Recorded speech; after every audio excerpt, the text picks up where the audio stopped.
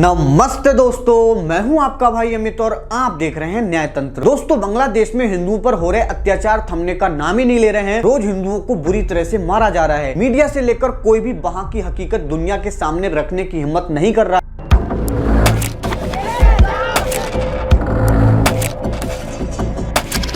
हिंदू होने का सच पता लगते ही उन्हें मार दिया जा रहा है। हिंदुओं पर हो रहे अत्याचारों की बात करें तो कश्मीर फाइल्स फिल्म को झूठ बताने वालों के लिए लाइव चल रही बांग्लादेश फाइल्स की सच्चाई को जानने का एक मौका जरूर है जो हम उनको दे रहे हैं। अभी कुछ दिन पहले रात में बांग्लादेश के सुनामगंज के दोरा बाजार उपजिला में तथाकथित शांति प्रिय कौम की भीड़ ने बर्बर हमले करते हुए वहाँ के घरों को, मंदिरों को और धार्मिक स्थलों को, मूर्तियों को नष्ट कर दिया। केंद्रीय लोकनाथ मंदिर के महासचिव खोकोन राय के मुताबिक मंदिर में न सिर्फ तोड़फोड़ की गई बल्कि संपत्ति को भी लूटा गया है, जिसमें मंदिर को लगभग 15 लाख की संपत्ति का नुकसान हुआ है। मंदिर ही नहीं बल्कि आसपास के कई हिंदुओं के घरों को भी लूटा गया है। हिंदू समुदाय के सैकड़ों व्यापारिक प्रतिष्ठानों पर भी हमला किया गया है और तोड़फोड़ की गई है। वहीं ठाकुर गांव के एक वैदिक प्रचारक आचार्य सुशील आर्य की तो मार मारकर हड्डियां तोड़ दी गई। आचार्य सुशील आर्य ठाकुर गांव क्षेत्र के एक वैदिक प्रवक्ता हैं। हाल ही में चिन्मय कृष्ण दास की गिरफ्तारी के बाद उनकी रिहाई की मांग को लेकर ठाकुर गांव में शांतिपूर्ण आयोजन किया गया था, जिसमें सुशील आर्य ने बढ़ चढ़कर हिस्सा लिया था। उस शांतिपूर्ण विरोध कार्यक्रम पर अचानक से हमला हुआ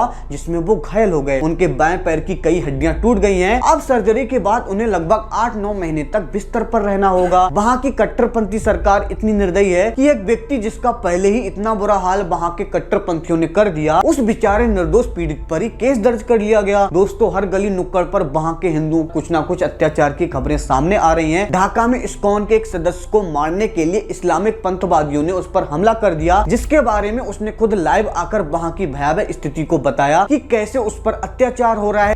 এতগুলা ছেলেপেলে আমাকে মারলো মাথা ফাটাইলো, হাত পা ভেঙে দিল, এই পিছনে রড দিয়ে বাইরাইলো। এটার কি আমরা কোনো বিচারই পাবো না? কিছু হলে বলে কি দেশে। इसी के साथ मेमन सिंह गिरपुर से भी एक ऐसी ही दिल दहला देने वाली खबर सामने आती है, जहां वहीं के कुछ लोकल मुस्लिम लोगों ने हिंदुओं के घरों पर हमला कर दिया, स्त्रियों से बलात्कार किया और हिंदुओं को प्रताड़ित किया। दोस्तों, जानवरों से तो किसी का कोई डर नहीं होता है, लेकिन गाय हिंदुओं के लिए पवित्र है, वो उसे पूजते हैं। इसलिए बांग्लादेश के नीच मुस्लिमों ने इस्कॉन की गौशाला में पल रही गायों पर इतनी बेरहमी से हमला किया कि वहां की स्थिति देखकर आपकी आंखों में आंसू आ जाएं।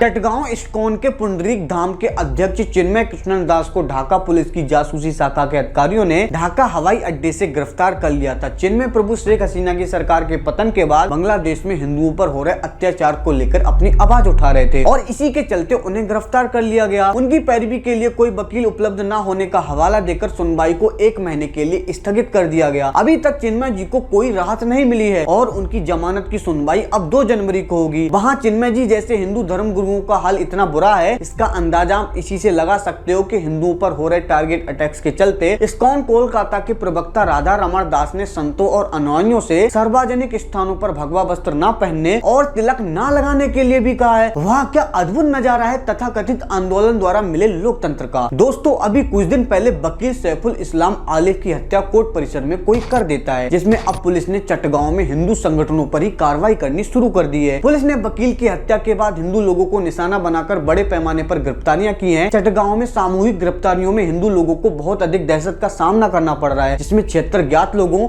और 1400 से अधिक अज्ञात लोगों के खिलाफ केस दर्ज किए गए हैं, जिसमें मुख्य रूप से बांग्लादेश सम्मिलित सनातनी जागरण ज्योति संगठन के सदस्यों सहित हिंदू समुदाय के कई नेताओं को निशाना बनाया गया है। दोस्तों, भारत के द्वारा आजाद कराने से लेकर आर्थिक और राजनीतिक मदद ले चुका बांग्लादेश आज भारत को ही टेढ़ी नजर दिखा रहा है। इन एहसान फरामोश बांग्लादेशी मुल्लों में भारत के प्रति इतना जहर है कि बांग्लादेश की हाई कोर्ट में एक याचिका भारतीय टीवी चैनलों पर बैन लगाने की मांग करते हुए दायर की गई है। बांग्लादेश अंतरिम सरकार में मंत्री और बांग्लादेश के तथाकथित भेदभाव विरोधी छात्र आंदोलन का प्रमुख नेता महफूज आलम कहता है कि भारत द्विपक्षीय संबंधों को नए सिरे से शुरू करने के लिए बांग्लादेश में जुलाई अगस्त के विद्रोह को मान्यता दे, यानी वो ही विद्रोह जिसमें पीएम शेख हसीना के शासन का अंत हुआ और उनका पतन करते हुए संविधान से चलने वाला देश अब मुस्लिम कट्टरपंथियों के हिसाब से चलने लगा। उसने ये भी कहा कि भारत ने हमारे विद्रोह को उग्रवादी हिंदू विरोध के रूप में चित्रित करने की कोशिश की। ऐसे में यह मान्यता दोबारा रिश्ते को शुरू करने के लिए एक जरूरी चीज है। मतलब आप खुद देखो, ये लोग वास्तव में हिंदुओं पर अत्याचार भी कर रहे हैं और ऊपर से हमें चेतावनी दे रहे हैं कि भारत इस पर आंख बंद कर ले। क्या वे भारत को क्या बांग्लादेश का कोई इस्लामिक आतंकवाद से प्रभावित मोहल्ला समझा है? और क्या सोच समझकर इतनी बड़ी बात करने की हिम्मत करी तुमने? औकात नाम की भी कोई चीज होती है। विदेशी एजेंसियों की मदद से तख्ता पलट करके तुम फ्रीडम फाइटर नहीं बन जाओगे बे, तुम वही रहोगे जो हो, यानी कि इस्लामिक आतंकवादी। अब बात करते हैं बांग्लादेश में हो रहे हिंदुओं पर अत्याचारों को लेकर भारत और दुनिया में क्या चल रहा है। तो भारत की बात करें तो देश भर में विरोध प्रदर्शन देखे जा रहे हैं। कुछ जगहों पर तो मुसलमानों ने भी विरोध प्रदर्शन में हिस्सा लिया है। आखिर सारे मुसलमान ओवैसी जैसे थोड़ी होते हैं। केरल राज्य में एक सुन्नी मुस्लिम नेता ने भी हिंदुओं के साथ हो रहे अत्याचारों की निंदा की है, लेकिन ये अपवाद है, अपवाद। आप भरोसा नहीं कर सकते हैं, इसके लिए तुम खुद समझदार हो, बताने की जरूरत नहीं है। स्वामी विवेकानंद द्वारा स्थापित रामकृष्ण मिशन ने बांग्लादेश में गिरफ्तार हिंदू पुजारी चिन्मय कृष्ण दास की रिहाई के लिए अपनी आवाज उठाई है। मिशन के बांग्लादेशी शाखा के प्रमुख स्वामी पूर्णात्मानंद ने बांग्लादेश के मुख्य सलाहकार मोहम्मद यूनुस को पत्र लिखकर सरकार से चिन्मय दास की जल्द रिहाई सुनिश्चित करने का आग्रह किया है। कुछ दिन पहले बीजेपी सांसद हेमा मालिनी और बीजेपी के दूसरे सदस्यों ने भी केंद्र सरकार से बांग्लादेश में हिंदुओं की सुरक्षा के लिए हस्तक्षेप करने का अनुरोध किया है। लेकिन अनुरोध करने से क्या ही होगा। मध्य प्रदेश के इंदौर में, भोपाल, उज्जैन समेत सभी जिलों में कई व्यापारियों ने दुकानें बंद रखकर विरोध जताया। आरएसएस के अनुसार इंदौर की रैली में 2.5 लाख से ज्यादा लोग शामिल हुए। राजस्थान, गुजरात, उत्तर प्रदेश में भी रैलियां निकाली गई, प्रदर्शन हुए। कर्नाटक के बेंगलुरु में हिंदू हितरक्षक संगठन ने तो वहीं तमिलनाडु के चेन्नई में बांग्लादेश हिंदू अधिकार पुनर्प्राप्ति समिति ने विरोध प्रदर्शन किया। ब्रिटिश संसद में भी बांग्लादेश में हिंसा की गूंज सुनाई दी। विपक्षी दल कंजर्वेटिव पार्टी के सांसद बॉब ब्लैकमैन ने कहा कि बांग्लादेश में शेख हसीना के सत्ता से बाहर होने के बाद हिंदुओं का सफाया करने की कोशिश हो रही है। अभूत मंडल आश्रम में साधु संतों की एक बैठक में महामंडलेश्वर स्वामी प्रबोधानंद गिरी महाराज ने कहा, यदि बांग्लादेश में हिंदुओं पर हमले नहीं रुके तो भारत का संत समाज जरूरत पड़ने पर